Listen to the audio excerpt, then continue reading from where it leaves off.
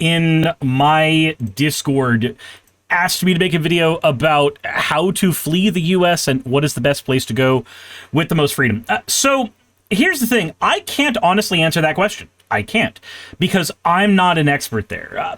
While politics is something that I talk about because I'm passionate about, it is not something that I talk about because I have any particular expertise in it. And while I can give decent generalized advice for certain things, I can't give perfect broad advice for every single category that one might find themselves in. I don't think most humans could, but it still.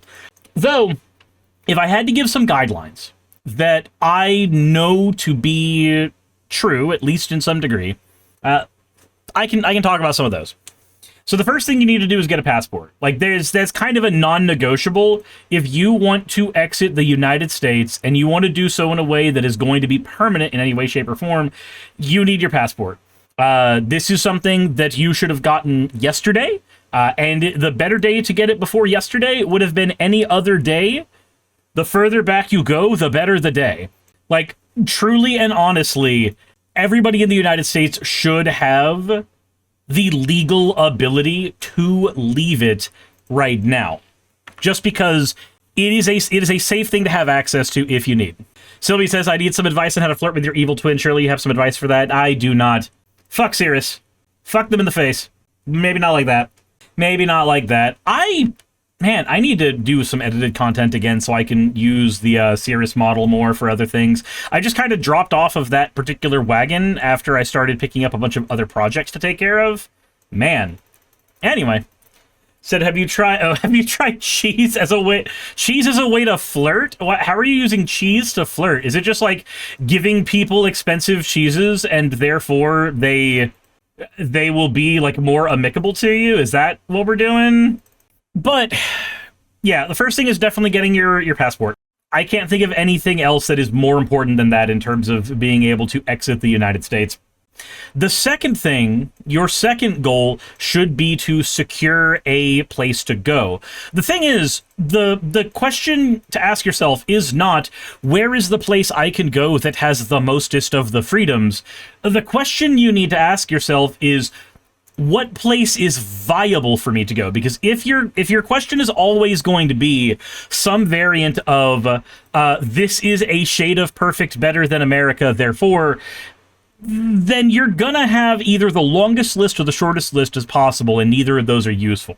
So narrow down your options to what you can actually manage. And this is mostly going to be handled by a very simple question. Who do you know? Do you know anybody in anywhere else in the world? Because if you don't, then I hate to tell you, exiting the United States is that's a non-starter conversation for you from the outset. Because if your option is leave the United States and then be homeless, you're trading one set of bad situations for another set of bad situations, and that is not a thing I can suggest anybody to do, because it is a violently unhealthy thing to do. It is also ridiculously unsustainable. You can't trade one bad situation for another bad situation and then think that, oh, okay, cool, everything is going to get better because the color of the situation has changed marginally. That's not how anything works. So let's say you have friends in Canada. See if those friends can hold you, and remember that not every country that you have access to is going to have asylum laws that will accommodate America. I know that for people who are LGBTQ, Canada has given them some provisions, if memory serves. I don't remember what the specifics of those are, but from what I understand, according to Rhino, there is some type of program in Canada that can help out with this. But again, I'm not an expert here because it's not a thing that I've had to do. My first pick, if I had to pick somewhere, would probably be Germany, because outside of the ever-increasing influence of the ATF, or the ADF, they do at least have a lot of things that I would look for in a decently free society. So, I mean, that is an option that I would go for. Also, the fact that most people in Germany have already had to deal with their country looking down the barrel of fascism before, so they've got a few better bulwarks against it now. It's not perfect, but then again, like I said, no option you have right now is going to be. There's none. Axel says, my sister told me about that, I think. Yeah, it's... Depending on where you are in the United States, the chances that you will have to utilize those resources go up or down. If you're in a more red state, the chances go up a lot more. If you're in a more blue state, the chances may actually be down significantly. I wouldn't think that people in New York City are in the same amount of risk as people who are, say, north of Savannah, Georgia, or on the Florida border, or on the Alabama border. I think in every one of those scenarios, the risk factor is way higher. Sweet Mothman says, Manitoba is becoming a pretty safe and welcoming place for trans people, and our cost of living is generally lower than most places in Canada. That's another thing that you've got to look for in any area you're going to, is the affordability of the area. So, like, let's say that you have friends in an area and those friends can accommodate you. That's a good first step. That is fantastic. That is good information. I am glad that that is happening. How much does it cost to live there? Because, like, let's say that you're in rural Georgia and LGBTQ issues, are going to be better accommodated for over in California, so you try to leave for California. But living in San Fran, California without a job is kind of fucking entirely impossible. Like, that is functionally not an option you have access to in any meaningful way, because that is an unaffordable place for most people, and that is why they are having a lot of people leave there, because the affordability there gets worse and worse over time. If I were answering most freedom, though, like, I would probably instead go for the place that is the most chill, and that's probably going to be New Zealand.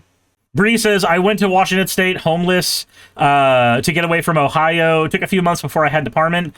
Yeah, it's not an impossibility. It's not me saying that it's impossible for somebody to go to a new area, start with homelessness, and then move up from there. That's not the argument. The argument is that generally a sustainable thing that one can do? And I don't think it is for most people. Most people are not in a situation where they can just pick up and leave and everything will be honky-dory for them. It's just not how reality works for the majority of people, really. So New Zealand won't allow autistic people over if they've actually been proven to have it. Right. Which means it's a place that might not be available to you. So if you don't have this is one of the reasons why when people got mad at me for saying don't seek when I said don't seek an autism diagnosis is not going to help you in any way, shape, or form. People got mad at me, and I'm still super confused about that, because, like, you don't gain anything for it outside of maybe some form of disability, maybe, depending on where you are and how lucky you are. But, like, even then, you limit the options of places that you could flee to. And if you are somebody who's seeking an autism diagnosis, chances are you're the kind of person who's going to be targeted by fucking Maha anyway. So just why? Just why? Don't fucking. The time to do that may happen, but, like, it ain't right now, Chief. Jessica Davis says, "Oh, sirs, how long did it take you to realize you were still alive last night?" A minute or two? I don't remember. I forget that stuff quickly. And so my brain catalogs things quickly and then dumps them quickly if it doesn't see a reason to hold on to them.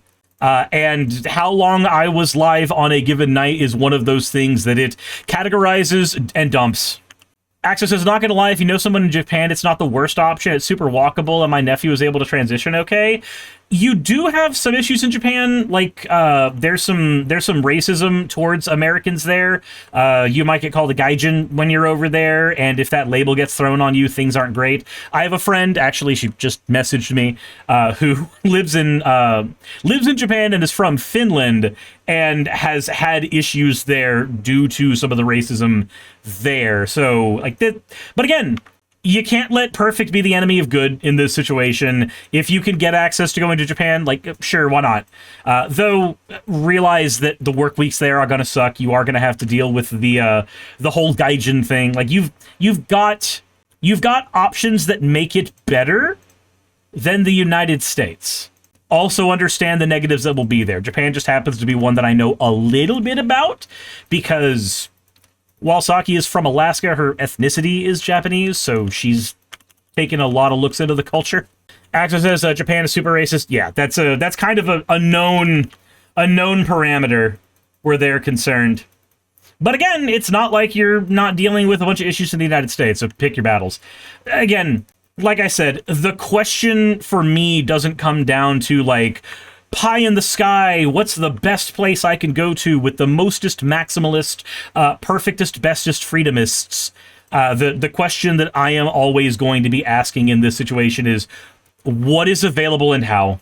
What options are available to you, and how do those options become available? Because there's a difference between I have money saved up and I can get an apartment, to I have a friend there who's been a roommate with me in the past and I know I can handle them, or I have a friend there who's online and I actually don't know a lot about them other than the things they have told me over the internet.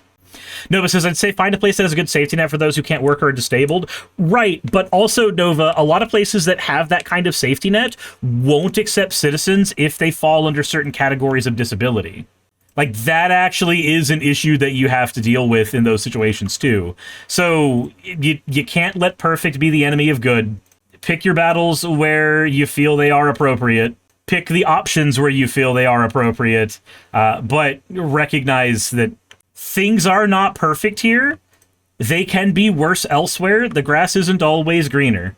The other question you have to ask yourself is if you are thinking of fleeing the United States, and I'm not saying that that's a terrible idea. I'm not saying that that's something that one should not at least consider, especially if they are LGBTQ. But you really need to ask yourself the question, why am I fleeing America? What am I trying to gain? What am I trying to avoid by not being here? We are a country that has fallen into a liberal democracy. We are a country that has a fascist in the White House. We have those issues, and that fucking sucks. But if none of that is currently directly affecting you, and you still have the ability to enact change here, that's a thing that has to be considered as well. Like, for me, living in Georgia, I get to listen to other Georgians when they talk about things that are actually affecting them. I get to go to the local taco bar and hear when the local conspiracy theorists go off on the rails about the tunnels that have adrenochrome sucking dudes in it. Like, I get to hear that stuff from the horse's mouth instead of on the internet. And when I have time, I can get involved in the DSA. I've been able to be involved with my local Democratic Party to a degree. I've been able to be involved with local politicians, helping them do videography stuff. Like, there is an argument for leaving the United States in terms of safety, but there's also an argument for sticking around in terms of being able to enact change and helping things improve here. So figure out where your limits are, figure out all that shit, and make sure that you're not making a decision out of panic. Because the worst kinds of decisions you will ever make in your life are decisions out of panic. Because those are the types of decisions that almost all the time are some flavor of ill-informed. Will says, hi, sirs, how's your day going so far? It's going okay. The work day just started. It's what it is. Tired Pole says, I travel for tournaments, and if one law says I can't be me, whereas another state says something else, is just maddening. I want consistency in the laws. Yeah, the states' rights is a stupid argument for not having consistency in laws. I'm sorry. It's very dumb. It's very dumb. I think laws should be more evidence-based and not like random fucking lobbying groups saying, hey, by the way, this kind of bigotry sells, so we can give you money if you do this. Like, that shit's frustrating. That shit's dumb. Somebody says, states' rights to what? Yep, always. Always, always, always. Whenever the states' rights people show up, states' rights to what? Like, remember, these are the same people that whenever you point out trans rights are important, they'll say, what rights do trans people not have? So it is an equally valid question to ask, states' rights to what? Forever and always will it be. Tyre says, which is why I'm moving to Australia. Hey, there you go. You have a place to go. You have the concepts of a plan. Neat. Axa says, why do borders determine how many sex toys someone can own? Yeah, why do borders determine whether or not you can have ice cream in your back pocket on a given day of the week? Jet says, turn down for what, but instead it's states' rights. States' rights to what? Jesus Christ. Nanny Goblin says, fucking what? Oh, you didn't know about that? Yeah, there's a state that actually has a law that says that you can't have ice cream in your back pocket while going out in public. And the reason the law exists is because people used that as a way to lead horses away from where they were supposed to be. So they'd literally used it as a way to steal people's main method of transportation. So it's not a law that was made for no reason.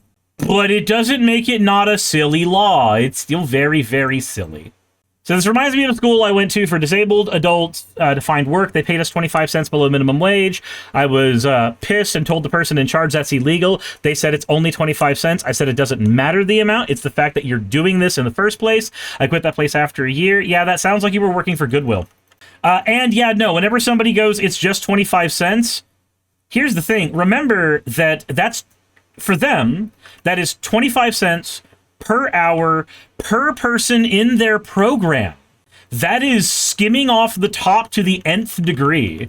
That is in terms of scale, that is a very, very high amount of money stolen. Said it just kneecaps, surely you don't need them. Yep. Said it's only 25 cents. Yeah, and it's also a crime. I'm glad that you think it's only 25 cents and therefore it doesn't matter.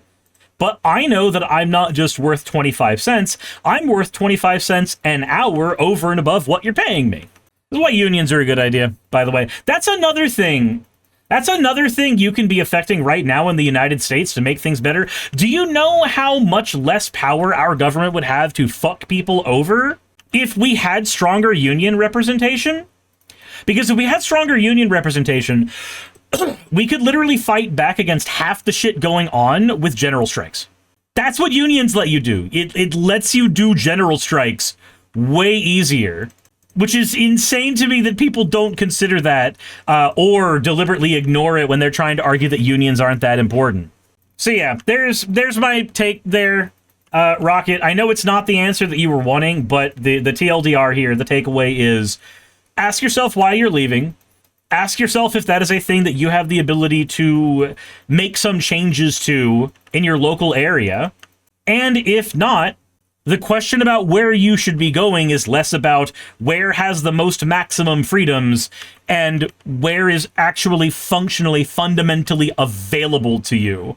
Because there is a high likelihood that most areas you might want to go to will just be pipe dreams because you do not have a method to get there.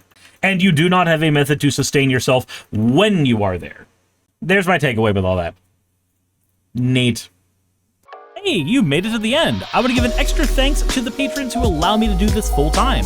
I want to thank Aaron Rail, Astral, Britzkrieg, Jemshin, Poundini, Red Joker, Victoria, Jonas, Craig, Tarika, Fireshard, Smiling GM, John, Dren Hadamada, Creeper, Sagitta, you know I'm not saying that last part, Sylvie Snow, Valis of Seraph, Ottoman Angel, Rooster Rachel, and Fire Panda, who are all my $20 and up patrons.